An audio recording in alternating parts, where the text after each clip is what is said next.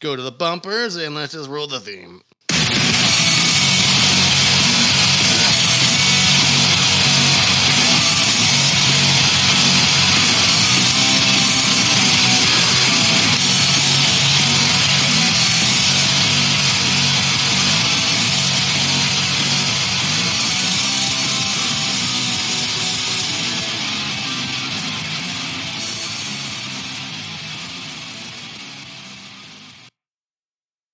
Hello and welcome to The Worst Movie Ever Made, an experimental movie podcast designed with one thing in mind, to find the worst movie ever made. I'm your host, Chris Ackman, joined by my co-host and fellow mad scientist, Rob Scucci.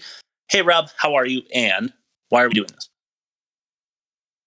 Okay, so you know I always complain about my property management in my apartment? Yes. Okay, so it's February, and you know like those giant sliding screen doors that people have in their homes? Yeah. They want to replace that in February. Seems like a bad time to do it. At like 2 days' notice in February. So they want you to move all your shit and then make your house sold. Yeah, so speaking of disasters, we're reviewing Volcano this week. Sick. Anything else you want to add to that, or you want me to get right into bad reviews? No, let's get right into bad reviews. Okay, David Plotz of Slate. Okay. Says Volcano is just another $100 million genre movie, and a pretty lousy one at that. Fair. All right, I'm going to read you this review, and then we'll see if you can guess who wrote it. Sure. Okay. The movie has one perfect line. This city is finally paying for its arrogance. Yes, and Volcano was part of that price. Yep. Who said that, Rob? That has to be Roger Ebert. It was, yeah. It was Roger Ebert. He's back. It's been a while. Yeah. You got any good YouTube comments this week? Yeah, I'm going to rapid fire these because they're just fucking awful. I've remembered watching this movie inside my school bus when we were going for a school trip. I was 10. It was one of the best Mother Nature movies I had ever seen. I'm going to watch this again soon. That's one of the categories on Amazon, I think.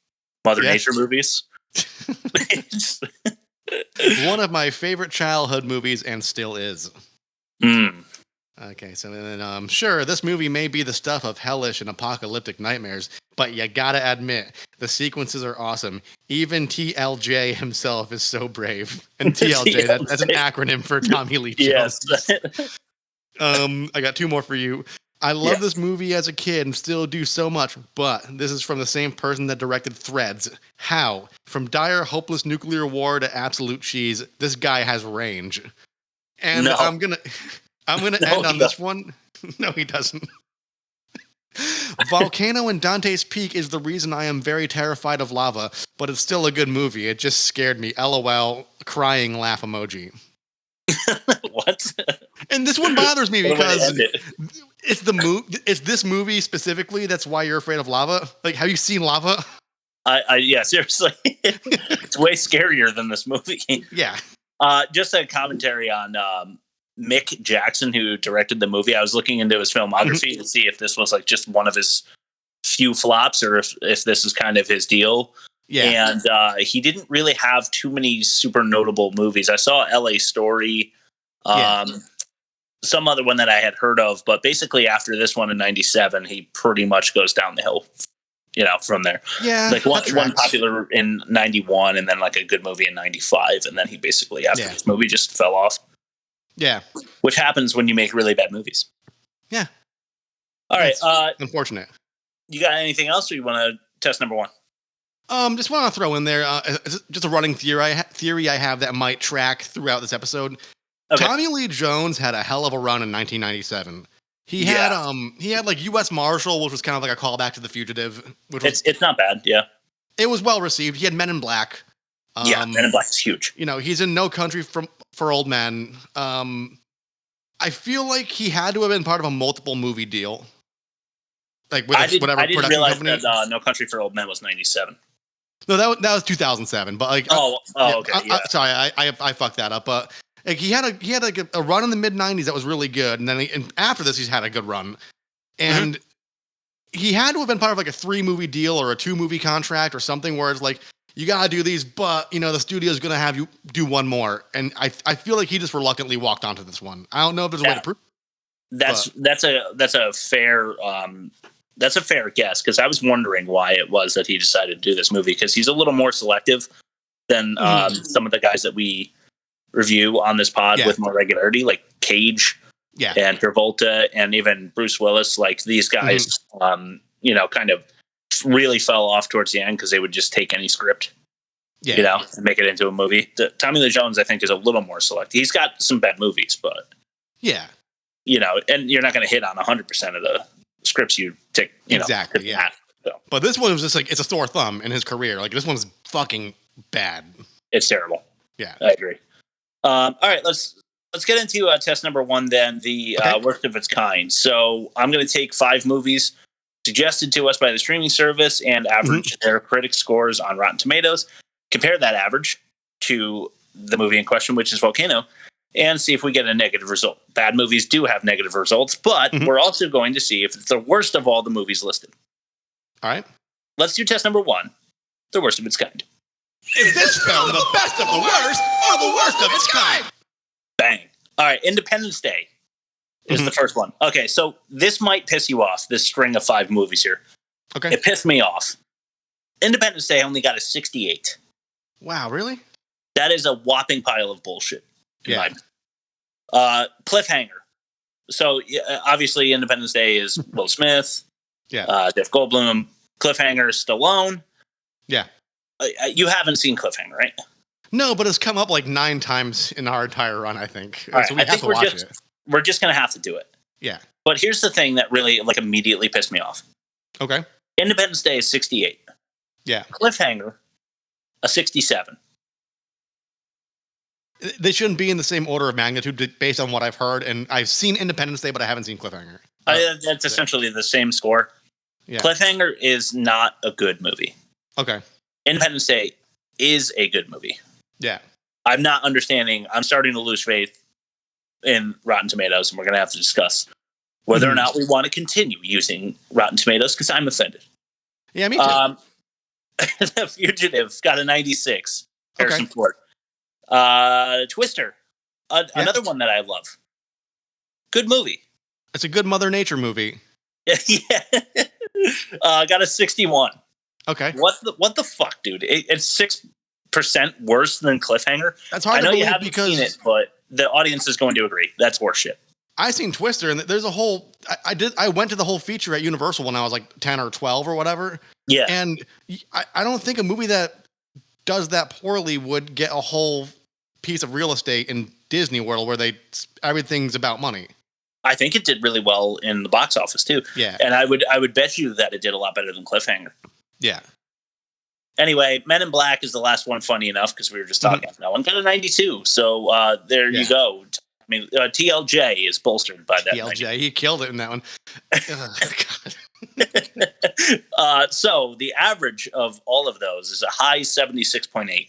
Uh-huh. I would argue it should be higher. Yeah. Not that I select these movies with a bias because I want the negative to be bigger. It's funnier that way, yeah. No, I wouldn't. I mean, this is science. Yeah. But Volcano got a 49, which I was surprised by. So that gives us a negative 27.8. Mm-hmm. But Volcano was also the worst of its kind.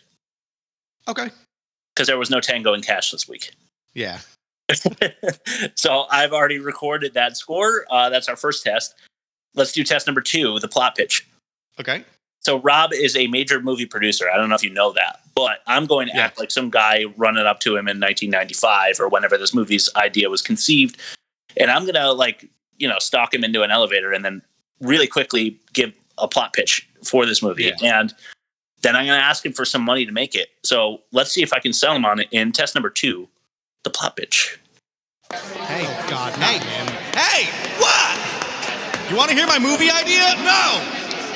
All right, 3, 2, 1, blast off. Hey, wouldn't it be insane if a volcano sprouted right in the center of Los Angeles? There's a fault line, after all. Mm-hmm. You might be asking yourself, how would you get an entire mountain there, really quick? Well, you wouldn't. we just have some tar pits or some shit. I don't know. The point is, you have lava in LA. Wouldn't you have a volcanic eruption destroy the entire city? Not if we just have 2 smaller eruptions and we send lava down like just one avenue. And we got Tommy Lee Jones. I just need $90 million. 90 million. Can we pepper in some vague racism and just really, really flagrant corporate tie-ins? Dude, it's the 90s, of course. Like, the first minute and a half of the movie, can you smash in as many fucking logos as possible? You know I can.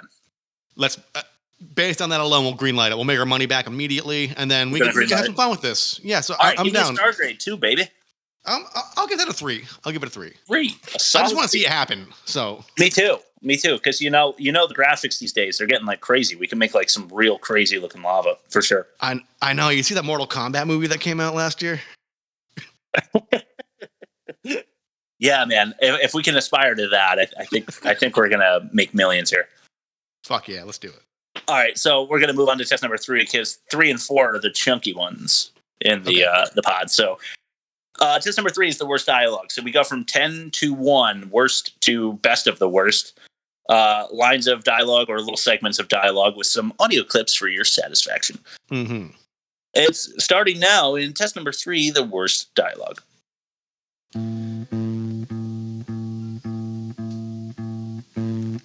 The worst movie ever made presents the worst dialogue ever made. Yeah.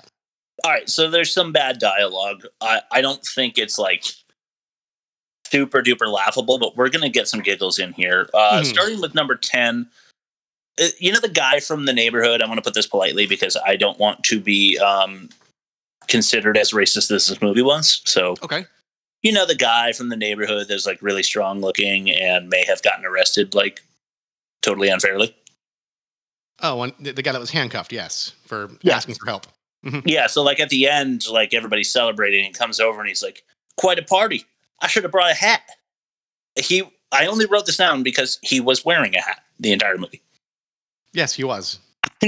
I know he's talking about a party hat. Yeah. But he should have said a party hat because he was wearing a hat. Yeah. And then after that, he wasn't wearing a hat. So I wonder if they caught their mistake or what. Number 9. Amy, that's the geologist. Yeah. She's in a hazmat suit with her friend, so they're down in the tunnels, and she goes, Earthlings, we come in peace. Yeah. Which I just hated. That basically could have been a cliche. Yeah. But it wasn't even cute. It wasn't, even back then, it was just like, okay. Nah, yeah. Jeez. But that's why it's number 9, it's not too bad, but we're going to get way worse. Yeah. You know the guy that was the public works dude with the hard hat, not Stan, the one who melts. Yeah. Well, they don't really like each other, right? Stan and that public works guy. Mm-hmm. So Stan comes up to him and he's like, the guy from public works goes, how's the choo-choo behaving these days? Like to tug at him about how the train is being stalled on construction or whatever. Yeah. All right, let's do number 7. This is our first audio clip. Okay. Called The Plan. Okay, here we go. Open up a reservoir. And the city drinks what? I won't be until you got your ass. I'm doing the best I can here. You guys knock this shit off. What is with you people? Chief, how long is it going to take this stuff to get to Fairfax? The speed is moving at about 10 minutes, give or take. Is that enough time to build a barricade? Oh, fuck. All right, look. Wilshire Boulevard, Fairfax. 80 K-rails, double stacked, in a horseshoe, okay? A cul-de-sac. That's got to be a wall at least 6 feet high. All right. Do you have any helicopters, water tankers? Not yet, but they're on the way. All right, great. Once you get this lava to pool, okay, dump everything you've got on it all at once. Try to form a crust. Maybe it'll dam itself. It's what they did in Iceland. Thank you. Welcome. Hey, this is like putting a Band-Aid on a broken leg. Where are they getting these numbers from? I don't know. They don't even like it. That's one of the problems. I hate chunk science, right? I mean, this has been a theme for the show. Mm-hmm. They just throw out like the plan without any explanation on how it's going to work. Like so she gives the let it damn itself, and that helps, I think. I'm not sure that they actually have ever successfully done that, because you have no idea how much lava there is. That's no idea what order of magnitude of damage can be caused. Like she's even she didn't know it was going to be a volcano. She's like, I've never seen it. I'm just speculating, but here's what may happen. Yeah, and she's so like they're acting as if it's a fixed amount of lava, but they literally have no idea how much of it has already spewed out and is still coming. Yeah. They turn out to be tragically wrong about it, but they think they have all the magma like contained in the cul-de-sac, where Tommy Lee Jones says it needs to be a wall 6 feet high. How do you have any idea how tall the wall needs to be? If it's 5.5 feet high, does it not work? No, it definitely not. If it's one fire truck less backed up the barricade, you're definitely not going to stop all the lava. Yes. This is the kind of stuff that drives me nuts in movies. Mm-hmm. But as you see, it's only number 7. Number 6, Kelly to Mike. That's daughter to father, right? Mm-hmm. He's getting out of the car and she's like, "You're leaving me?" And he says back, "No, I'm just going over there." So I'm leaving you. Yes. No, but yes. All right, let's do another clip. Okay. This one's called The Rundown. Okay. Mr. Rohr, it takes a geological event to heat 1 million gallons of water by 6 degrees in 12 hours. What is a geological event? I'm sure you're aware of this, that our continents sit on tectonic plates. Great big rafts floating over an ocean of molten rock. Yeah. When they shift like they did this morning, we get an earthquake, okay? Yeah. Same mechanism can sometimes open a fissure. Sometimes magma can find one of those fissures and rise up through it. What's magma? Lava. Lava? Here in L.A. It's one of several possibilities. It is unlikely, but it is a possibility. We have a history of that here in the downtown area? Patacuti, 1943, a Mexican farmer sees smoke coming out of the middle of his cornfield. A week later, there's a volcano 1,000 feet high. Okay. There's no history of anything until it happens. Then there is. Well, thanks, ladies. Enjoy your day in the park. His character's confusing because he's in charge of like the disaster contingency group, or was it environmental the OEM emergency management. Yeah. Right. He's in charge of that shit, but he's like doubting the scientist, but later he asks for a scientist and it's the same scientist, and then he listens to that scientist. He's very confusing because how is he the emergency management like coordinator, but he doesn't know what magma means? Yeah. Also, he's like, to back you up on your point, he's like, I can't let you go down there. That's too dangerous to take measurements. Yeah. Although they go down there like a number of times. And also, like, if you don't get measurements, how do you have any idea what you're dealing with? Exactly. So that was awful. But I want you to keep in mind, like she explained how in a Mexican cornfield, yeah, 1,000, like within a week, 1,000 foot tall volcano forms, right? Mm-hmm. Yeah. Just keep that in mind as we plug along here. Number 4. Okay, so we're gonna do a couple, just me, and then we'll clip it out at the end because I like to do number 1 being like the worst clip. The worst. Yeah. Yeah. So number 4, some guy in the lab says to Emmett, who was down cheapo, he says, "That's a nice hat, Emmett." Like trying to make fun of him, right? Yeah.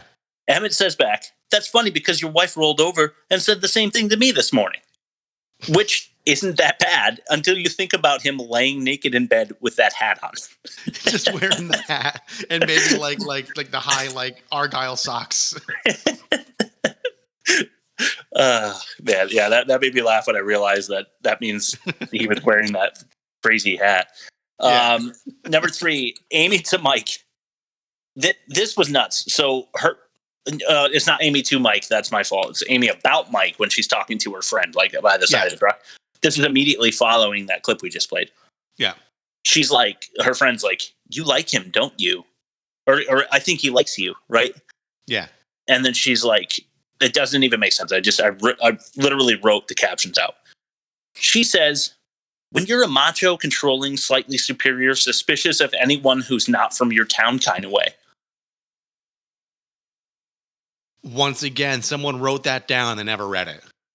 Yeah, seriously. And then her friend was like, oh, I think you like him. Or what? You know, it's like, it's just bad writing. It's just straight up bad writing. Mm-hmm. All right, this one's gonna. The next two, I think, are gonna get you. I think you might giggle at this. So, Mike, this is towards the end. Like the disaster is in like full bloom at this point. Yeah. He calls up Emmett, and he goes, "Listen up, Emmett. I need a demolitions team, LAPD, National Guard, or a private contractor, or all three at San Basila and 3rd right now." Right? Yeah. That's 4.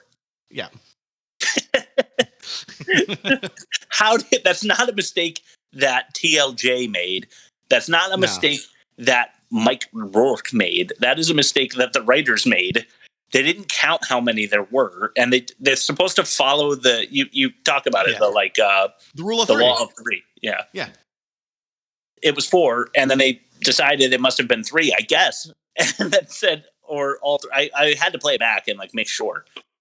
I can imagine them doing like a table read and like at the end, like the producers are like, any questions, and like, and TLJ just like sheepishly like raises his hand. It's like, I hate to break it to you, but that might be 4. And they're like, Tom, shut the fuck up. We're not rewriting the whole script. You have to be here. You have to be here. Part of your contract. All right, let's do a clip for the last of the bad dialogue. Okay. Oh, this one's called My Dad. All right. And there's this introduction. Okay, my dad. Okay, ready, you guys? Ready? 1, 2, 3. Shh. Okay, rock beats scissor and scissor beats paper. I'm not paper. I'm lava. What beats that? My dad. I hope.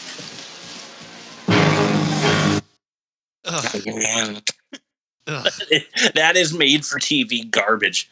Yeah. That is so fucking bad. That could have been in worst acting too. So let's just pretend that we hadn't ended test 3 and we've already started test 4 because that should qualify for both. Yep. That was atrocious. I really got like physically sick when I heard that. Yeah. Oh my God. Okay. Moving on. Okay. To test number 4. This is the worst acting test. So what we do here is we discuss the worst moments of acting in the movie, and then we compare it to, like we were supposed to for dialogue, to the worst movie of the season, which we'll do both at the end because I think that's what we've been doing because I always forget at the end of test number 3. I apologize. All right? You want to break me down? I'm scared. Test number 4, the worst acting.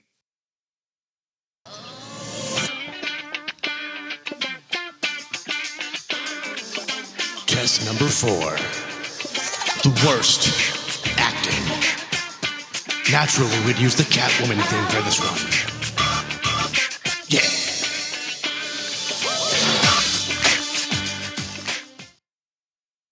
So the whole movie. What? It's a hour long. So I made that joke last week, but I'm just gonna keep making that joke because it's true. Since it was only the second time it got me. You know what's always concerning?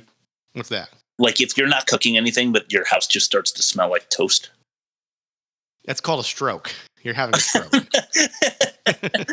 Shit. I think Aaron is cooking chicken upstairs. I just realized I'm not cooking. I usually, I usually make dinner. So I did have a stroke because I was like, why is my house burning down? Yeah. Anyway, let's do the first clip. This one's called All Right, Bro. Yep. How about giving us a ride back to civilization, please? What's up? You gonna come out or what? It's our hood. Man, you want to calm down and tell me what this is all about? You wanna get out my face? Hey, if I'm in your face, you're gonna know it, all right, bro? Huh. Right. Still no official.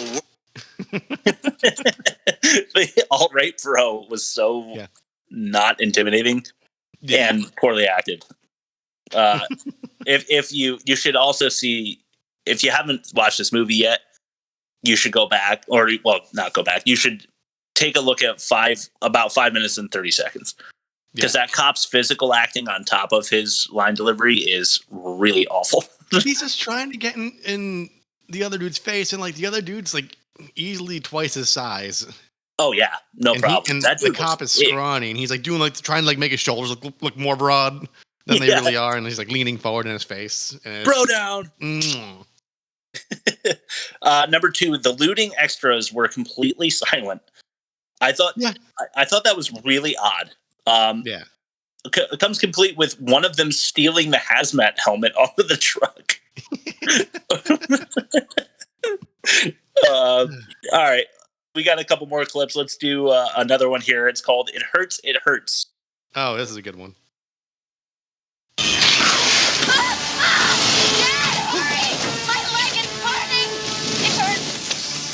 Stay calm. Don't panic. Get you out of here. Come on. I think that they literally played her saying it hurts a second time. Look, they dubbed it over. Yeah, it sounded so exactly the same that I think that they wanted more pain. You know? Yeah, it's like Sideshow Bob when he repeatedly steps on the rake, and it's the same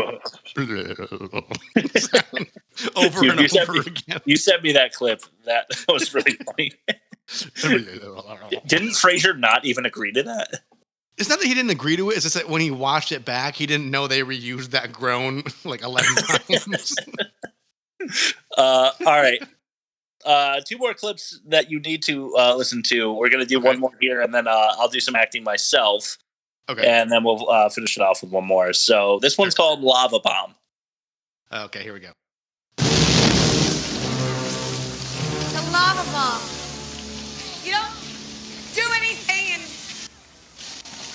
until you know where it's going to land. All right, I need 20 strong men as soon as you can get them standing right here. Go get those. Is that a technical term? I think that is a total bullshit term. And I think that she really struggled to deliver it. And I actually don't blame Anne Hesh for that, because I don't think not that I'm a professional actor, but I would have struggled myself, because she, not only like it starts too, like you remember when that action scene first starts, there's like one of those lava bombs shooting through the air, and she tells them not to run. Yeah. Because you don't know where it's going to land yet. Mm-hmm. What is that? Like, they don't abide by the normal laws of physics? Lava bombs? Like, you can't judge their trajectory? Like, yeah. I don't, but it just made the whole scene super awkward. Yeah. The only thing I can think of is that they're anticipating, like, you can't anticipate the splatter because you're not used to how lava lands on impact, or... That would have been better, yeah. That's just me grasping, though. Yeah, right, but it's still better. Mm-hmm. You grasping is better than the writing of this movie. Number 5, Stan melting into the lava was awesome. I mean, you clipped that for the Instagram. Yeah. It's so funny. He did the Terminator 2 thumbs up on the way down. Oh my god! I'll get into that scene later. We'll keep. Yeah. Going. Oh, it's gonna come back. All right. Some cop in the tower. Mm-hmm. They're rigging the place to explode, right? And I guess they only have 10 seconds before the main hub is going to detonate. Of course, yeah. So the cop in the tower is like, "You've only got 10 seconds." It was like fucking crazy over the top. He'd be competing. That random cop would be competing for the Ass Cheek Arena, which we're still going through a lot of insurance issues. So who knows? Yeah. Who knows? They got all the receipts. So like, I think by the end of the season we'll hear something. You know how it goes. It's like 4 to 6 weeks or whatever. You sent that over to Luther Crank to handle all those receipts, right? Yeah. With his Christmas receipts that he saves every year. Well, that's why you send it to him. He's the receipts guy. Yeah, everybody loves that. Everybody's gonna have a receipt guy.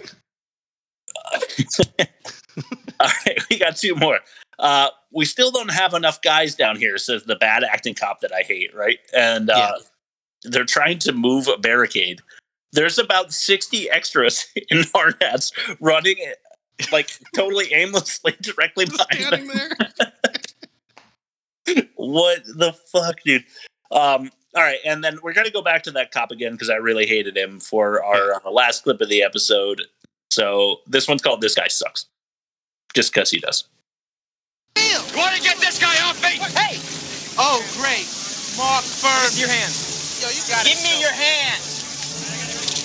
Yo, get your goddamn hands off me. Hey, what's going on? They're asking a firefighter. Bullshit. I was asking that guy for help. Jerry, this is stupid. Let him go. I'm taking him in. All right, he's all yours. Shouldn't even say the lies, though. Move. Watch the third rail. I don't want anybody right now. It's like, damn it. That don't move at the end. I feel like they just replayed the exact same scenario because they're going to try to tie it all together at the very end, which I'm going to rip apart because fuck this movie. All right. Was the dialogue worse than Hard to Kill? No. I agree. Was the acting worse than Hard to Kill? Again, no. I agree. I think just the luxury of a bigger budget gets you better actors. Even if the script and the direction is a pile of shit, you have enough talent to kind of bolster up the negative parts and at least make it somewhat coherent. Even if the rest of the cast, and I completely agree, but to your point, even if the rest of the cast was crap, you got TLJ there, and there's no one to wash him out. I mean, Seagal's not good, so yeah, Kelly LeBlanc is not good enough. And any other bad acting is basically drowned out by Tommy Lee Jones yelling the entire time. Yeah, pretty much. Which he's got such like a sultry voice. Yeah, really does. I'm cool with it. So you want to do your ad read? Yeah, but Small Soldiers, that was the other one he was in. He was the commander in that movie. And that he was. I'm not sure how it did, but I remember it being popular and I enjoyed it because Phil Hartman's in it as well. Yeah, I like it too. It's probably not good, but I haven't seen it in quite some time. Yeah. So who knows? Maybe we'll do it for the pod in a future season. Hell yeah. Okay, so here's our ad read. This is like an interactive one.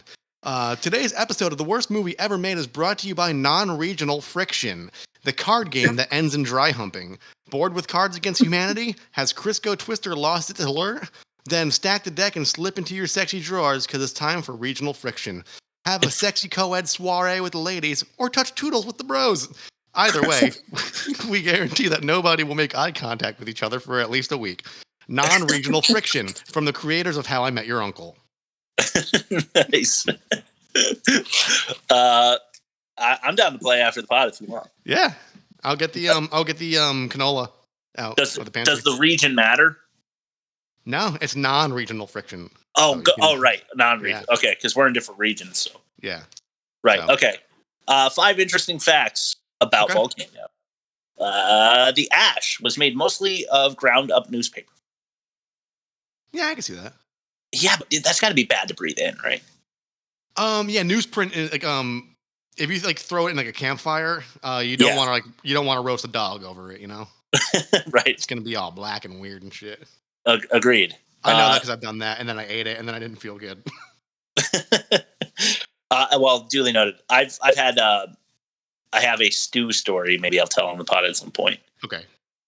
I highly anticipate your stew story. I'll give you a little something to inflame those taste buds. Okay. It was Dinty Moore. Oh, okay. This is good. Yeah. Number 4, Ed Harris and Bill Pullman were offered the part of Mike Rourke before Tommy Lee Jones. Okay. I can see Ed Harris. Did they turn it down, or did they? I didn't. So that wasn't available to me. I'm assuming that they turned it down, probably because they read it and they were like, "This is shit." Yeah, and then Tommy Lee Jones had the contract for multiple movies, and they're like, "Fuck it, let's get him." Yeah, right. To that theory, I'm gonna shoehorn that in whenever I can. I think it's beyond a crackpot theory of magical bullshit or whatever we say at this point. Yeah. I think it's solid. Right. But I can see Ed Harris. I can see him doing it, like being the tough guy that's like pulling everything together. But Bill Pullman, I think, would make it too. He's a little goofy. Yeah, I like him. He's great in Independence Day, actually. But it's rare that he is that solid. It's not a character for him. Yeah. Yeah. He just seems soft or something. I don't know. Yeah. Number 3, car headlights should not have gone out during the blackout as they are not attached to the power grid. I didn't even notice that. I didn't either, which is why it's not in loopholes. Loopholes are all mine, but yeah. I like to find these things I see on the internet and include them here because it's funny. Yeah. Kelly has a long laceration on her face at the hospital. It magically disappears by the end. That's number 2. Yeah, no, I didn't notice that. Okay, I didn't even catch that.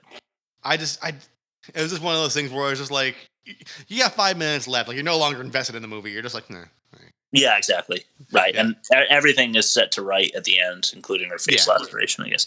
All right, number 1. This is also just me, reading the internet that picks apart this movie and translating it here to what probably should be loopholes, but it's funny and it breaks up the tests. So, number 1, 2 issues with the helicopters, right? Yep. As in Dante's Peak, the ash should have clogged up the engines and stalled the flight. Mm-hmm. Right? Yep. But to add on to that, the water dropped over the hot magma would have all, or at least mostly, evaporated due to the intense heat. So before hitting it, I was going to bring that up because they mentioned there's gridlock because none of the cars can move because there's too much, there's too much ash in the air filters, and then the guy's just like, oh, it must be a charger. He makes like a car reference. And then 10 minutes later, they're like, let's send the helicopters in. Like, how's that going to fucking work? Right. So it doesn't work on 2 levels there. Yeah. All right, dude. Let's do test number 5, the most offensive. Sure. So we're just going to talk about some of the most offensive moments. This has a wide range now. We tried to make the umbrellas for these tests a little wider to catch more stuff because it's funnier. Yeah. So did test number 5, the most offensive. Damn it! I am tired of being Santa Claus. You get your together and you get your ass in the damn car. We're going. Now, damn it. Okay. Oh, this is gonna be a good one. Yeah, the rich guy trying to control his wife's career. Yeah. It happens a few times.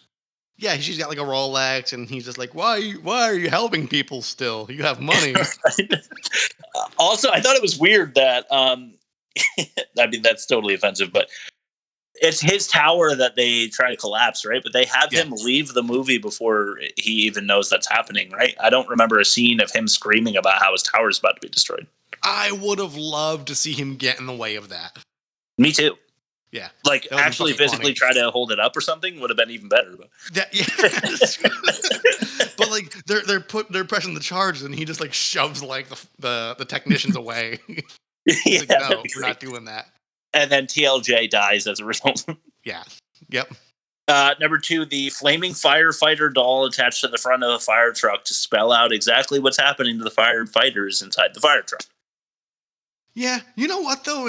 For like a PG-13 movie, that's kind of a good way to like let people know. I mean, never mind. Never mind.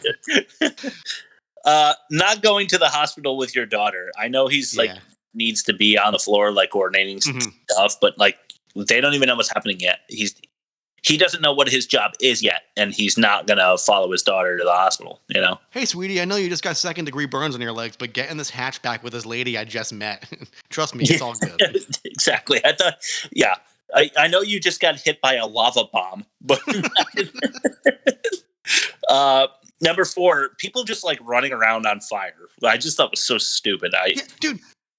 To that point, like I read this on Reddit once, and like someone was saying how like you think they're being ridiculous when they tell you to stop, drop, and roll every fucking like hour in like from kindergarten through like 12th grade. But, right. Like, one guy like actually survived like being like almost burnt to death with minimal injuries because like, he was like in his 30s and he's like that stop, drop, and roll just popped in my head and I started rolling. And yeah, well, I mean, they tell you that for a reason, right? Yeah. Dude, you remember back in the Jingle All the Way episode, Arnold and Sinbad are like arguing over the balls in the mall? Yeah. And then Sinbad gets tackled by a bunch of people and he makes a Rodney King reference. Yeah. Which we thought was ill-timed and in poor taste. There's another one in this movie. Oh, yeah. He said, I forget what the line. I didn't write that line he down. says, "Hey, check it out," and he's like waving at the news people, like, "I'm Volcano Rodney King," or "It's about to be Volcano Rodney King." That's a Taco Bell special in '97, also. Actually. Yeah, the Volcano. Yep. Number 5. Number 5. Nobody knows what lava is. It makes me.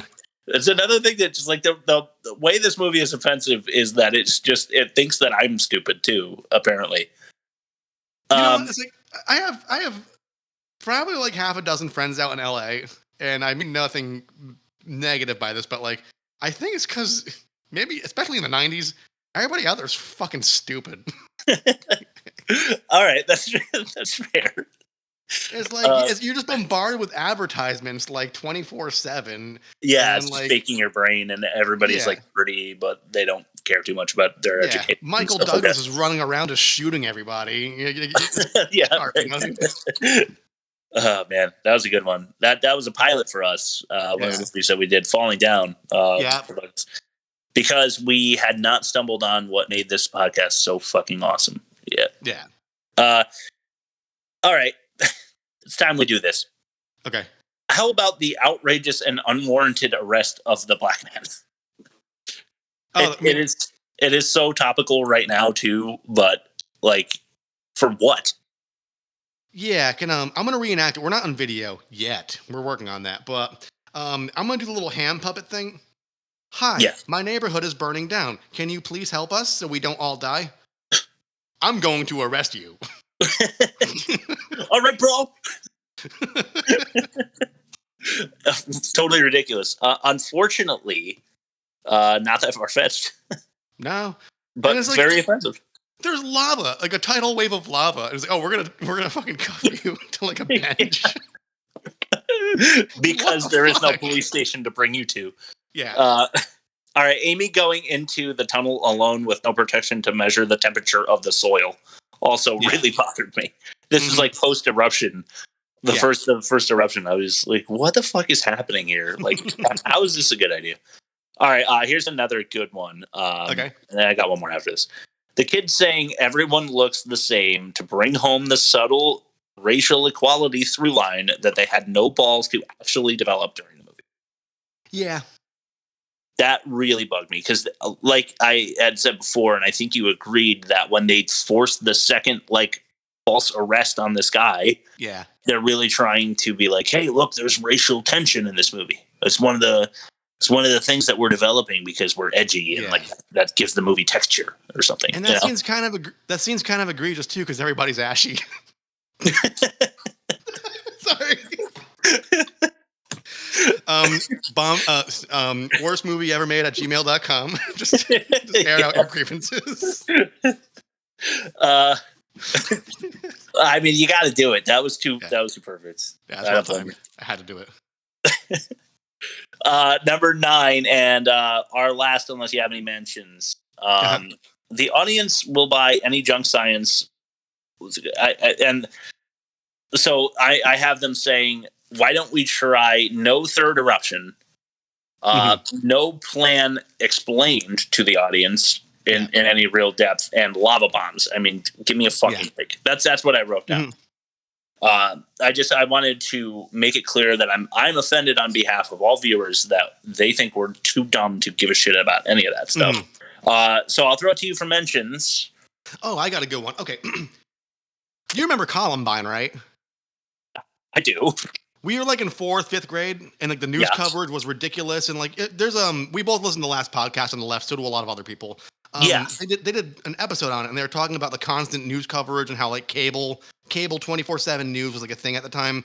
Yes, and how during the actual incident of Columbine, like the shooters knew where the kids were hiding because they were watching the news on a TV in the school they were shooting up. Right. And this reminded me of that. It's not a fault of the movie because I think it's pretty culturally spot on. Just the news anchor sitting in his car on his cell phone, watching people burn to death 10 feet from him. giving a blow by blow because it's good for ratings rather than stopping and helping or going like, hey, I'm pretty sure at this point everybody fucking knows what's going on. How can we alleviate the actual incident from carrying on further? And that's a very good point. That made me like, I've always been sparsely, I always sparsely watch the news because I want to know what's going on, but I find that highly offensive because like, not only that that's how it is, first of all, but like, because it's just like, dude, you could be doing so many other things other than like yelling into your cell phone so you get like another 5 points in your ratings. Yeah, exactly. And right, you could get out of the car. Yeah. Try to help move the barricade that will save your car from the lava coming down the street. The firefighters are burning to death, and he's like, "Oh my god, such traumatic carnage happening, but such moments of human bravery." Like, who the fuck are you talking to right now, dude? Right. On the flip phone. On the flip phone. Yes, that's a very good mention. I have basically a whole segment on news reporters this week. Okay. So yes, offensive news reporting, absolutely. And we're not gonna decide this now, but we're gonna play a little mini game later for what's more offensive. Okay. All right. Test number 6 is the most cliche. Then we're gonna do shitcoin, which is I know everybody's just chomping at the bit to get there. So we'll lightning round the most cliche because that's what we've been doing. We're gonna mention every trope, really. Okay. And I'll do it quick so we can get to that shitcoin for you guys. Test number 6, the most cliche. All I've got to say is that moving forward, at the end of the day, it is what it is, and we need to know the only constant is change in these unprecedented times. So let's put our best foot forward and our aces in our places, because we're like a family and we're in it to win it. Number 1, Tommy Lee Jones, TLJ, asks his daughter, Kelly, what do you do in case of an earthquake? Because they've already had one. She says, put your head between your knees and kiss your ass goodbye. Yeah. There's a lot of dialogue cliche. I mean, I mentioned the one earlier that almost counted. Not my dad, whatever, Yeah. Number 2, not in Kansas anymore. Somebody in the lab says to Mike. Mm-hmm. Mike going into danger needlessly underground himself for some reason. The father-daughter love tension dynamic. Yeah. The Stan, the chief, and the public works naysayers. I really wanted the mayor to be part of that so that I could say the mayor naysayer. But dead batteries save lives, and this is when she's down in the tunnel with her friend in the hazmats, and her batteries are dead or something. So she fumbles with the testing equipment, and her girl walks right into the crack of doom and dies. Volcanic rocks seem to always hit their targets. Isn't that true? Yeah. I mean, lava bombs. Lava bombs. I know you're scared. I'm scared too. There's another dialogue cliche for you. Yeah. Says the doctor to Kelly in the car. Mm-hmm. The dog in danger. This is a la Independence Day and Dante's Peak, the other 1997 volcanic eruption movie. There's a doggy in danger. I don't know what that is. Like, save the doggy. You think the studios talked about that, or was it this parallel thought? You guys are going to do a doggy? We're doing a doggy too. The tunnel leads right to Kelly. The tunnel that's funneling the fucking volcano is headed right to Kelly. Yeah. Number 11, Gator's self-sacrifice in the tower. Don't know what Gator's doing up in there. Mm-hmm. I'll talk about that later. Number 12, running through explosions. Matrix style. Hasn't happened in the Matrix yet, obviously, because this precedes it, but Tommy Lee Jones is running through the exploding tower, basically. It's like a volcano stormtrooper. Yes. Yeah, exactly. Volcano stormtrooper. I like that. Another Taco Bell delight. Did Mike, Kelly, and Tommy survive? Yeah, they did. Wow. Woo. All right. The always needed I'm going on vacation joke. There's another bit of cliche dialogue for you. And my last, the shitty Mount Wilshire typewriter saying active sequel setup at the end. Yeah. Total poop. Mm-hmm. It's just poop. Yeah. So I've got 15. Do you want to add to that? Somebody get me a scientist. Okay. The whole movie's a 0 hour. That's true too. And then I think I had one more. No, that'll do it. I think those Okay. two, those Cool. are enough for injury. Interesting. Okay, I jotted that down. So we've got our 6 tests resulted. That's not a word. That is It a is word. now. Yeah. It's a bad sentence though. All right, dude. Let's. So what we're gonna do now is we're going to go over a conversation I had on Instagram with somebody who was trying to sell me on Bitcoin bullshit. Really, what they want is for me to give them my PayPal information so they can suck me dry and then leave me in the dust. Well, no, sometimes they ask. Sometimes they ask for Cash App. Oh, that's true. That's true. Okay, you got to be fair. So I don't like to do that. Instead, I like to just mess with them. So this is the conversation as it happened. This is the shitcoin. Okay, so let me just pull up the text from you. There's a screenshot. So I am playing the part of Kira Wilbur. That's right. Right. Hello, wave emoticon. Hello back. How are you doing? I'm hustling. No ifs, ands, or buts. How are you now? Luke, right this moment. I'm cool, just chilling. I'm from Canada. WBU. I'm from South New Mexico, a little town called Forever. Dumb name, I know. Are you part of my today giveaway? I have no idea. And then it's like a picture of, can you guess who's in the picture? And it looks like one of those those dot photo collages, like a mosaic of Michael Jackson. Yes. It clearly looks like Michael Jackson, right? Yeah. Like Thriller era Michael Jackson. Yeah. Guess who was on the photo and win the giveaway? Cher. Oh no. Peter Dinklage. Oh no. Try again. Ryan Reynolds with a wig from his new movie. There you go. Got it. Oh no. Oh? Look well, okay. Is it 2 people mashed up? No, it won. Like Elton John and Billy Joel? Mark Summers.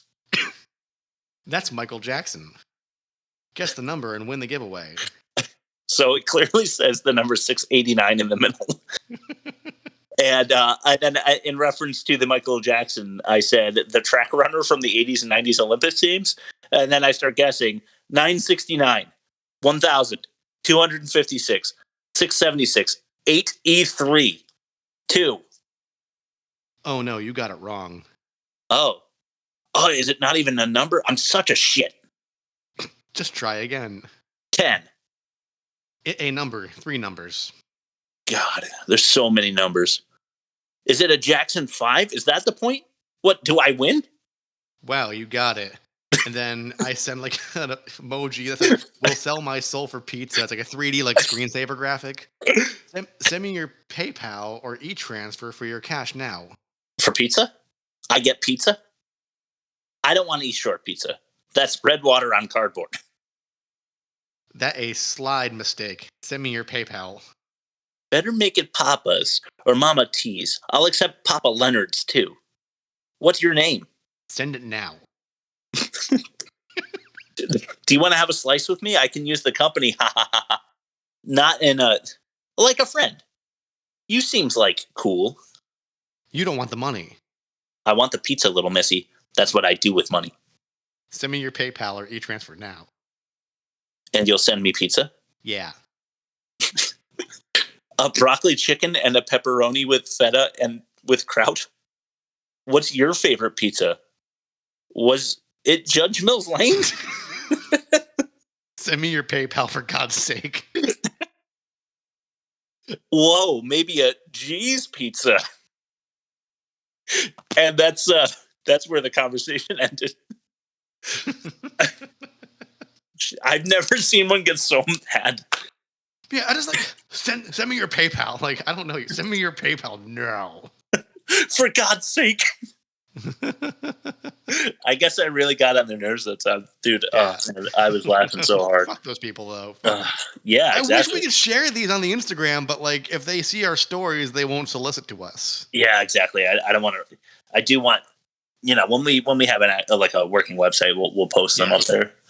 Speaking of which, we did secure the domain, theworstmovieevermade.com. It just leads to nowhere right now. So Once I get that squared away, the end of our show, when we plug our shit, we're just going to refer you to the website instead of listing off everything because it'll be right there for you. And it'll be fun. We're going to try to make it interactive. Well, I'm not a coder, but I don't know how many people listen to the now defunct but also rebooted Biggest Problem in the Universe, but they have like a voting component to their show. Yeah, I would love to have something like that. I would love to have something like that, or even just the simple Reddit upvote, downvote for certain things. Yeah. I think that'd be cool. Yeah, I mean, if we can get like a listener list of what they think the worst movie is, then maybe we can try to figure that into our consideration somehow. Cool. Yeah. Or just laugh at it if it sucks. Also that. Let's do test number 7, the worst graphics. Okay. So what we do here is we compare this movie's graphics, whether they're bad or good. We'll give them credit if it's good. And we compare it to the worst movie of the season, like we do with everything else, to see which is worse. In test number 7, the worst graphics. Welcome to test number 7. The worst graphics.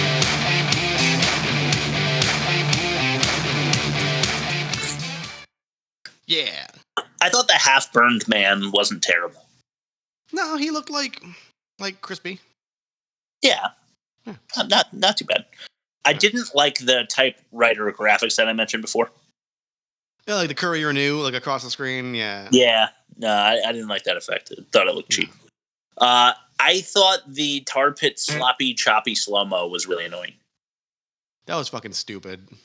Oh, dude, I just got a message by P.Y. Thierry that says, my company is giving away $1,500. Nice. We got a new shitcoin coming at you. Yeah. The inside of any structure earthquake effect that they did, I actually thought was good. Yeah.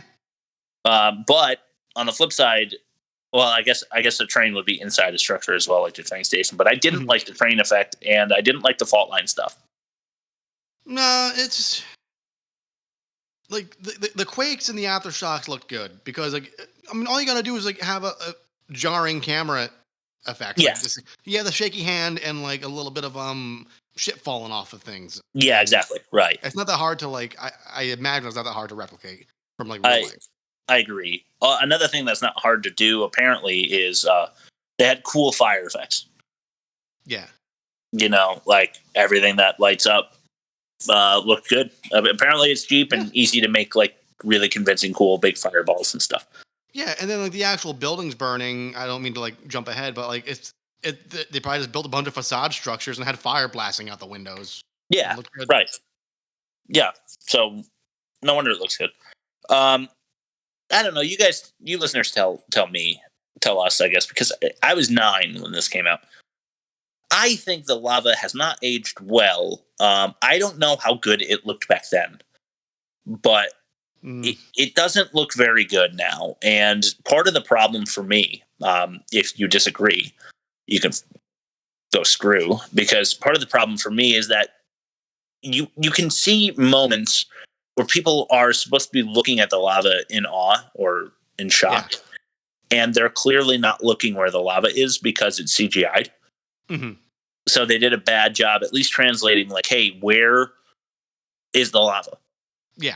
Like Ebert said in his review, because I read the whole thing because I really like his reviews, that all the guys with the hoses were aiming like off in the distance, not where they should be. They should be pointing like straight down, basically, with the way that they were positioned. Yep. To build that dam. It was like if you take a really stinky shit. Yeah. And you get the Lysol. Right. People always spray the air, and that's the big mistake. You got to spray the bowl. Spray the bowl. Where's the essence of your poo coming from? Yeah, exactly. You got to dam it up like they did in Finland. Mm-hmm. You know? Iceland. That's right. Yeah, thank you. More needless explosions, though. Like, they just had cars and stuff exploding off in the distance for no reason. Yeah. But then at the same time, they had a block. I don't mean to jump ahead, but they have a blockade with a bunch of cars that are full of gas. That was their genius idea. That is really dumb. Yeah. Say that again in like 8 minutes. All right, sounds good. The grandma and acid water scene. I mean, the Terminator 2. I mean, Stan melting scene. I thought it looked like shit. No, it didn't look good at all. I don't think you'd melt like that. I mean, like the Wicked Witch of the West. Yeah, seriously. Like if you put it was that fast. I feel like if you put ice cream on the concrete in July, it wouldn't melt as fast as this guy melted into lava. Yeah. Can't imagine how much they spent on vehicles, equipment, and extras in this movie. Yeah. It's insane. The fireball there was like a fireball that hit a person, and it really bothered me because they were in a stretcher and they were immediately engulfed in flames. Like for some reason the EMT had like completely covered the stretcher in kerosene or something. They were soaked in an accelerant. Yeah. Right. Like definitely nobody on that stretcher in actuality. I really did not like the building collapse. Maybe it was good in 97. Another opportunity for you to email us at worst movie ever made at gmail.com and tell us, did the building look good then? Because it doesn't look good now. Yeah. And last one I have is they actually did like a drone style, like a kind of like a zoom in from a satellite kind of imagery over the city that I thought was cool at the end. Yeah. I thought it was good. Yeah. You got anything you want to mention? No, but like most of the movies that we see here, like, I saw this in theaters when it came out, and I thought it was cool. Like it was, Well, I mean, when you're 9 and it's about volcanoes, it's going to be when your brain's only like a third developed, it's right. not bad. Like this plot. Are the graphics worse than Hard to Kill? No, I agree. They had some impressive shit. It's just you can't really save a movie like this. It needs to be like 100% spot on. Dante's Peak, same year, better graphics. Yeah. Like the explosions that they got were like the effect they had on the mountain. I don't even know how they did that. It looked really cool for 97. Mm-hmm. All right, you want to do the loopholes? Then we'll do your review, and then we'll do the back credit names, which is another popular one. Then we'll play a little mini game. Yeah, I was about to say you have a fun game, right? Yeah. All right. The way that so this is called the loophole. So I'm just gonna everything that I noticed that doesn't fall under one of these tests deserves to be laughed at. Mm-hmm. So I'm just gonna read them off. The way that they bet on the magnitude in the beginning, all the hard hat guys, was like a kickboxing arena in like Laos or something, where they actually have a system where they're like magicians with like accounting for everyone's bets that are happening at the same time. But there was literally nobody in that little circle of betting mayhem that was taking any kind of record of what anybody was betting the magnitude was going to be. Nope. So I don't know how they decided they won. Whoever won. Yeah. But they did put a little graphic up on the like computer at the construction site. It said, "Oh, Marv won this one" or whatever. I think they were trying to bolster up the like the working class heroes. Like, oh, they have some fun too. Yeah, exactly. I didn't include it in the most offensive, but they actually show you when Stan takes his gum out and sticks it under the trailer with the rest of the like 30 pieces of gum. I was like, why do we need to see that? But probably the same like blue collar. Like this is an everyday event for them. Little magnitude earthquakes that they're used to. But they're still doing what they need to do to get the job done. Yes, flippantly, it is said by a reporter, geologists say the quake revealed a new fault line system. Mm-hmm. Now, back to the back-to-back movie Geraldo references. I thought was kind of weird. Hard to Kill had a Geraldo reference. So did Volcano. Geraldo Rivera, right? Yeah. Because he was the fucking shit back then. He was just he was everywhere. He was just like, I think every man wanted to be him and every woman wanted to fuck him. And he was just like flamboyant, but on point and just kind of like cool mustache. I don't know. Yeah, definitely had the mustache. That's for sure. I'm not so sure how people feel about him now because I know, politics aside, he's had some moments. He's a commentator for one side, and then they kind of like I saw some video of that side kind of turning on him too a little bit. So Yeah, not going to get into politics. That's not at all what this pod is about. Yeah. So I don't know where he stands right now, but maybe that didn't age too well either. Also, the nonchalance of, it was a steam pocket. Like 7 guys are dead. Like, how often does that happen? Yeah, and they're clearly burnt by fire. Yeah, right. Yeah, it's sulfur burns from a volcano, not steam. But seriously, like, how many steam pockets do you have under LA? Is that like a normal thing? Yeah, because I feel like I'm not gonna take a job tunneling through LA personally if you might just hit a steam pocket that boils you to death. Like, why would the term steam pocket be part of their lexicon at all? Right? It's like, it's just, they are very flippant about it. They're just like, it's just a steam pocket. Yep, well, 7 more dead. All right, so this one's great, actually. So I actually looked up LA's actual emergency management offices. Yeah. Because they represent like a NASA style office with like 40 people working there. Yeah. Right. And people coming in and out from all over the city and whatever. I actually did the street view too in LA because I'm sick like that. It's in a building with other Los Angeles city offices. Okay. So it suggests that the scale is nowhere near. It's like the Parsons complex in Milford. It's like you got the county clerk here, the DMV there, and then like a small police precinct, just like a satellite office for paperwork and shit. So Mike has like 2 other people working, like Emmett, and then somebody behind a desk. Like, what an egregious waste of resources! Like, we have like this many people on the payroll 24/7, and just in case something happens that's completely out of the ordinary, like once every 100 years. Like Magma, but even if that happens, we won't know what it is. Yeah, because they're just sitting on a clock doing nothing. Right. I just want to mention it's also in the same building as Homeboy Diner and Oscar's Coffee.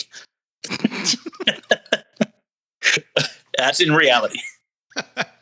All right. The conductor just started up the train and went. No care for the safety of onboarding or offboarding pedestrians. Yeah. It's just weird to me. He didn't like do like a safety check. He just like turned the train on. When they first introduce him, right? When he's like changing shifts. Yeah. Right? So real quickly, I worked for Amazon for a little over a year, and I rode like the order picker, and it's like a forklift, but it goes up like 150 feet. Okay. And if I take like a 15-minute break and go back to that order picker, I got to go through the entire checklist. Oh yeah. Like, I gotta check battery life, how many, like, all the valves, all the straps, all the buttons. Like I gotta check like everything, and like he just walks onto like a 40-ton locomotive, just thrusts it into full gear.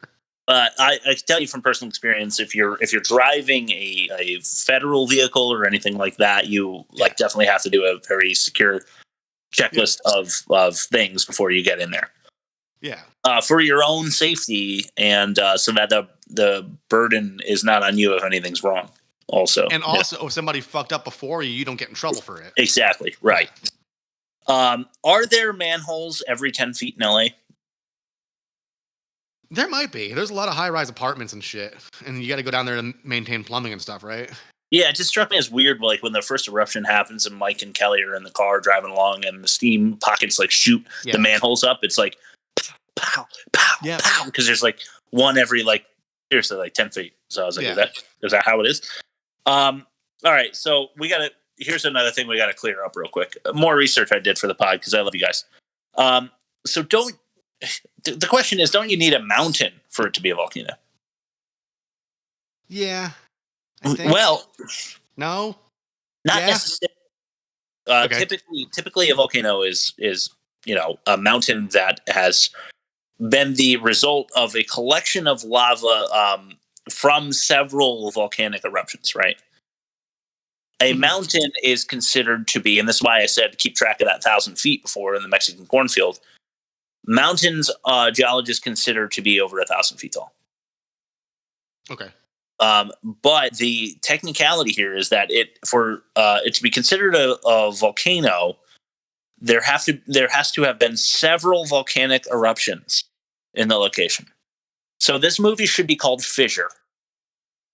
So it has to meet like a certain minimum requirement to be a volcano, technically speaking. Right. That was my. I mean, it's all very fluid. Okay. But it seemed to me doing the research. Yeah. But it seems like if you just spew magma out, Yeah. you're not a volcano. It could be like fault line or fissure or something like that, but it shouldn't be like this movie should not be called Volcano because it's not. It's no volcano. It should be called like Lava Hole or something. Right. I would hurry up and see Lava Hole for sure. Yeah. Whatever. Is that a Mother Nature movie or? Yeah, a natural disaster, Mother Nature, kids movie for adults. Yes, that would be in the back section of a Blockbuster where kids can't go. Actually, yeah, Lava Hole. Another Taco Bell delight. Yeah. Everyone should be dead because it's a legit volcanic eruption.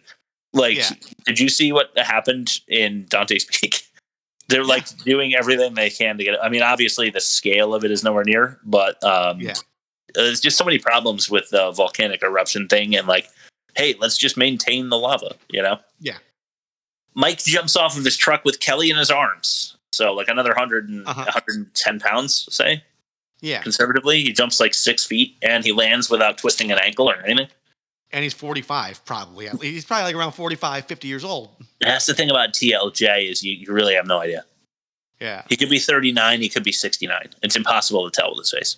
I wanted to say this about him. Even though he's contemporary with this guy I'm about to mention, I feel like he is proto Liam Neeson. Okay. He was Liam Neeson before Liam Neeson was Liam Neeson, but Liam Neeson was also becoming his own Liam Neeson. So you mean in the Betty White, rest in peace, of course. Kind of ageless, they hit an old age early and then just stayed the old age for longer than they should have. Yeah, you turn 30 and all of a sudden you're 50 for the next 40 years. Yeah, it's really weird when that happens, but there are actors out there. Yeah, it's a concept we'll come back to at some point, I'm sure, because there's plenty of those, actually. Yeah. How dumb can Mike possibly be? He doesn't know about lava. I mean, we talked about this already, but he doesn't know what magma is. Give me a fucking break. That had to have been just shoehorned into the dialogue to explain it to the viewer. Yeah, which is just insulting to me. What the fuck? This is another lava movie where people are within inches of lava and they're not sweating. Yeah. Flipping the bus was totally worthless and a waste of effort. Yeah. Rob, what was the basketball thing? This is what I'm upset about because I remember watching this. I remember the basketball part being way more significant. Yeah. I thought this is me remembering it incorrectly. I think this was me when I was 9 in movie theaters, kind of getting bored by the end and reimagining the ending of the movie. Okay, yeah, sure. As I wanted to see it because I was there anyways. But I thought the basketball rolled onto the lava and took a second to that would have been cool. And then I thought they called in Spalding and got a shitload of fucking basketballs to make a block. Oh my god! I vividly, it's a memory in my head. Oh man, I wonder what the hell. Maybe you just dreamt about it that night. Yeah, and I always make references to you from super long time ago, from in jokes and stuff. That you're how the fuck do you remember that? I have a good memory, but I completely misremembered this entire movie, how it ended. That's weird. Yeah, I'm guessing your 9-year-old brain dreamt that. It just shut down. It just shut down. Isn't there? Okay, so here's another one of the problems with the lava hole. Isn't there another risk of eruption? Anne Heche's Amy character, the geologist, says, to worry after the first one because there's rarely only one. Yeah. Is it always capped at 2? Is it really there's never a third eruption? Why aren't we worried about a third eruption? Yeah, or a 4th, 5th, 6th, 7th, 8th. Yeah. Shouldn't they fucking evacuate then? Why try to save the street? You don't know whether the whole fucking you don't know if miles of ground underneath your feet are gonna just blow up and you're gonna go long into the ocean. Who knows? Yeah. Stan is from The Founder. Just wanted to mention that. Have you seen that with Michael Keaton? That's the McDonald's one with the blender Yeah. salesman. Yeah. It's on my short list, but I haven't seen it. It's actually really good. I watched it twice. I really enjoyed it. He's one of the McDonald brothers. Okay. And Gator, the guy who sacrifices himself in the tower for no reason and spends time with Kelly at the hospital, is Grandma from Rounders. That's the character's name, Grandma. Okay. From Rounders. It's a poker movie. I wanted to mention that for my poker listeners. Okay. I know I've got a couple of buddies who, noticed this when they watched Volcano, so I had to mention it. Did you like how Mike draws a big penis?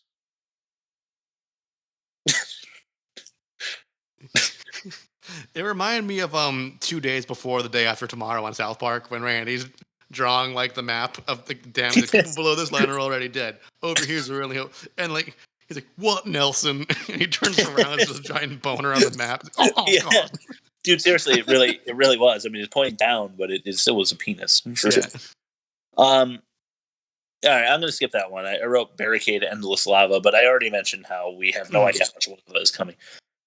Where did the doctor get the doctor outfit and stethoscope? Once again, it's like one of those things you don't think of till somebody else points it out to you. And yeah, right. She had no right to have those things. No, she didn't. Maybe you don't recognize me with my doctor outfit and my stethoscope. Oh, really?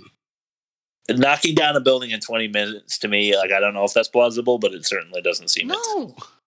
Where are you going to get all that like demolition bullshit to do that? Have you ever gone into a building that's that big and you just need to like drop like papers off on the top floor? Yeah. It takes like 14 to 15 minutes just to ride the elevator up. Yeah, true. Yeah, so we're going to say totally implausible. Yeah. Okay, the end was so rushed. I felt like, why are they going so, like, what part of the movie? All right, I'm going to tie that in just to my last point. Volcano diverted. Sunny day. No more threat. And apparently doctors aren't busy with injured patients anymore. Yeah. Because the doctor's like, oh, it's, everything's great. Well, don't you have like 40 people suffering from lava bomb burns that you need to... Yeah. They've got lava holes all over them. And you're here like celebrating and we're still at risk of another eruption. They're doing like a TikTok dance they choreographed throughout the morning so they can show how brave they are. Why are Amy and Mike in love? There was no chemistry there. No, absolutely not. Like you know how in movies when there's like a bear and they want to act the actor next to the bear and there's a glass between them and then they digitally remove the glass between between the bear and the person so it looks like they're in the same room. Yeah. That's how those two characters interacted. Oh man, that's like really they had their own glass tank separating each other and then like they kind of like fixed it in post. That's really good. I was going to say that there was, like the rest of this movie, there was you didn't really see it on the surface, but there definitely was something bubbling up under the surface with those two, for sure. For sure. The news reporters are obvious. They are cheap and they are infuriating. This is my last bit. I felt like if you removed, and we've talked about like bullshit that you can just get rid of. And it makes no difference whatsoever. Yeah. Right. I felt like they didn't know how to write expository dialogue. Yeah. So they had news reporters do it. They were like, I think if you were to remove the news reporters, which I actually tuned out, I just couldn't even listen to it anymore. Yeah. I was so annoyed by the news reporters that I missed a plot point. I don't know, but you shouldn't be like, it's every 10 minutes of film. It's like 6 minutes of reporters talking. Yeah. It's like, what the fuck is this movie? It just felt like so cheap.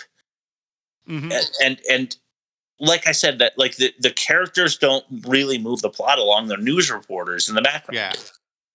Yeah. It drove me totally insane. I don't know how you felt about that, but I'll tell you how I feel. The guy in the red car watching the fire truck. Yeah. Wouldn't it be really, really fucking funny if like Tommy Lee Jones, like TLJ, grabs his phone because he needs to like call the office, and then he puts it to his ear and just like, there's just no one on the other end. That guy's just like lost his fucking mind because the inside of his car is 138 and his brain is like baking. Just tremendous acts of bravery happening right in front of me. Hello?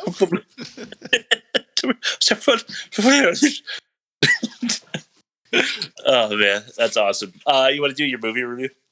Yeah, let me pull it up really quick. And then the one thing I wanted to add while I'm pulling up my review is the the fire truck ladder swinging scene where their shoes are melting off their feet because they're above the lava and the heat's so tremendous. Yes. And the fire hose full of water bursts and the guy laying on the ladders ignites on fire.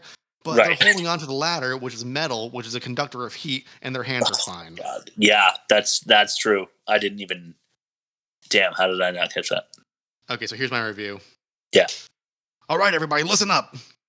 That's the entire movie. It's just Tommy Lee Jones delegating tasks to other people after conveniently finding a phone right when he needs one.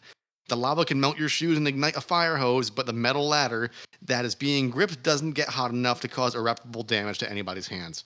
Tommy Lee Jones had to have been roped into a multiple movie deal because 1997 was a big year for him. There's no way he took this one willingly. And that's all I got. It's good. I tend to agree. That must have been how they roped him into that one. There's no other way. There's no other way to justify him being in this movie. I agree. Or the ladder that should have definitely burned everyone. Yeah. All right. Back credit names. There were so many. Okay.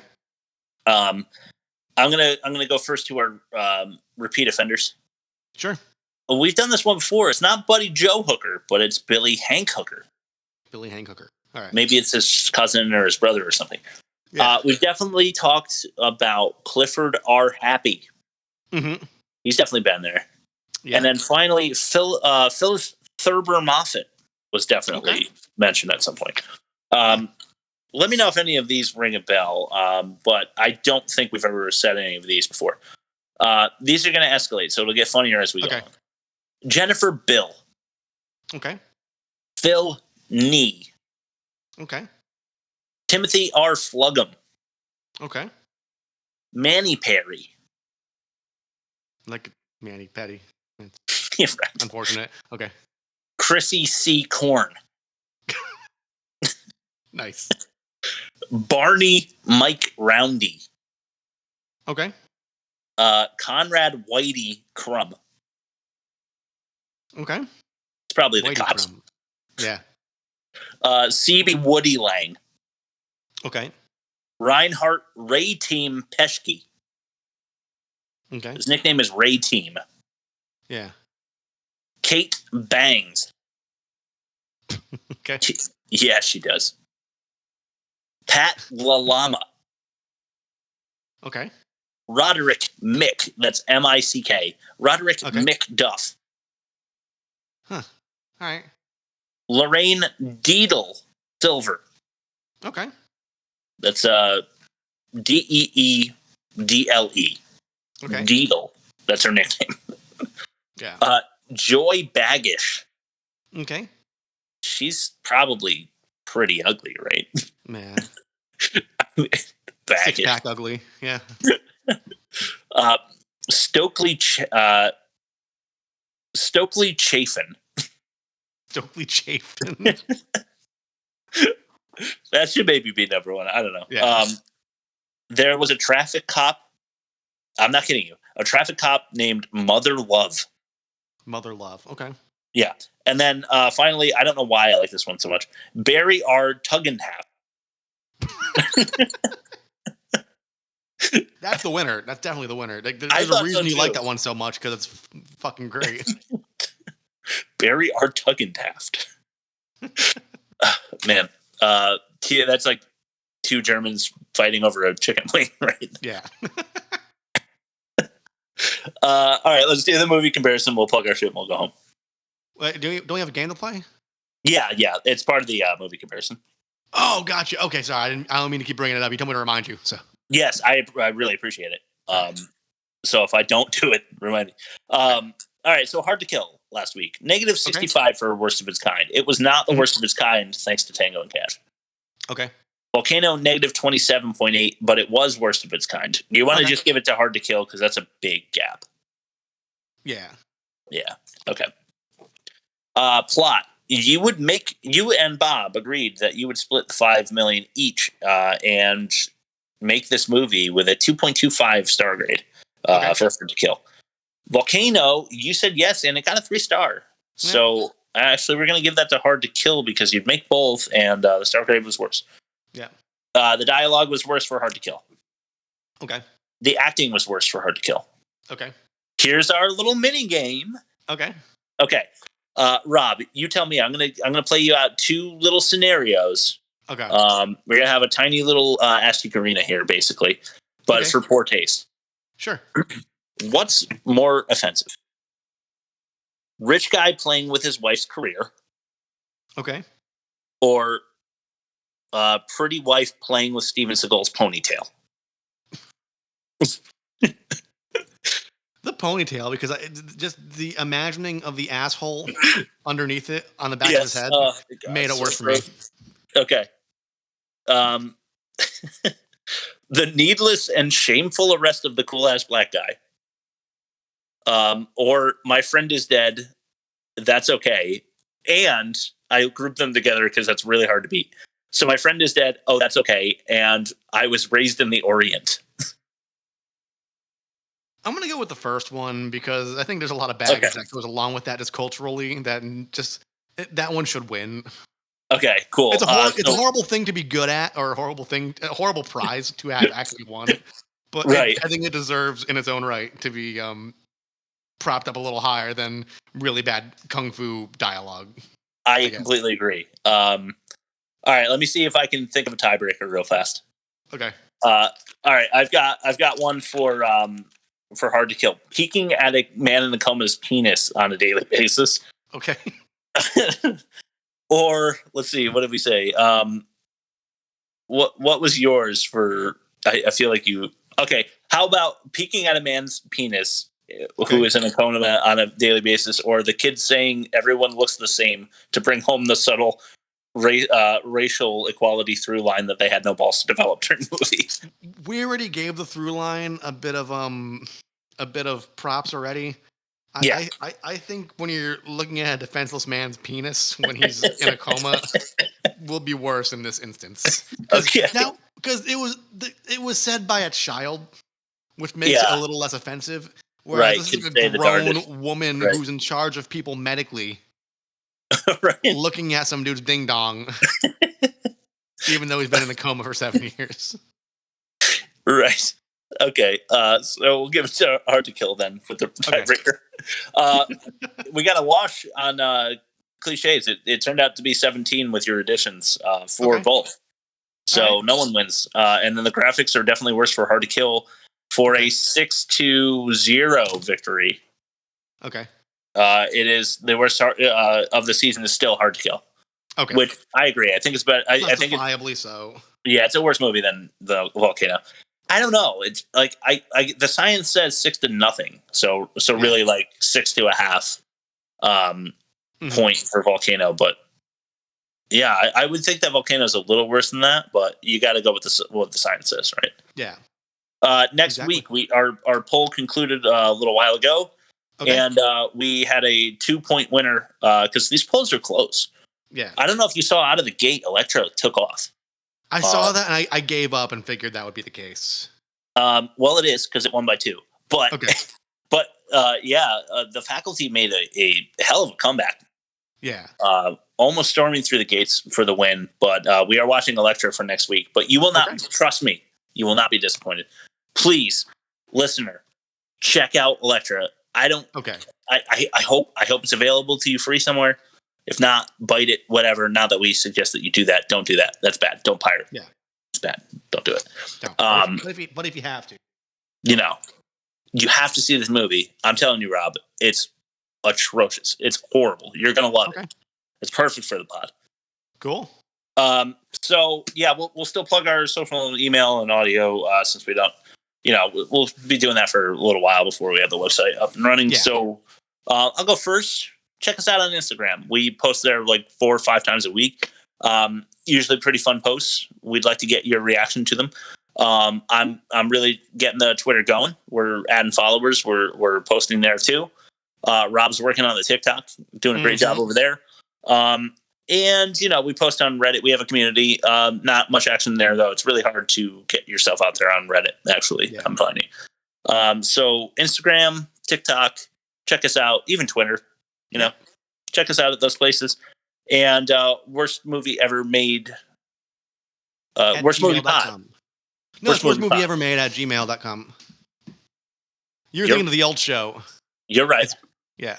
So worst movie ever made at gmail.com with no the, because we couldn't. Why can't I solder that into the insides of my brain? I don't know. I write it on my foot and I look down every time. Oh, so okay. I'll have to do that. Yeah. I'll just write it. I'll write it in my lava hole. In your lava hole, nice. And then all that being said, you could find us on Anchor FM, Spotify, Apple Podcasts, iTunes, Google Play, Pocket Casts, and if you have your own podcast app like Podcast Addict or Overcast or something like that, you could just get the RSS feed and download it to there, so you could use your own app instead of using one of the preloaded ones that are provided to you through the big box guys. That being said, we are going to start playing out with a clip, but we just had this discussion before the show, and I couldn't find a funny clip to play this one out. So here's a theme song. We'll see you guys next week with Electra. Thanks, guys.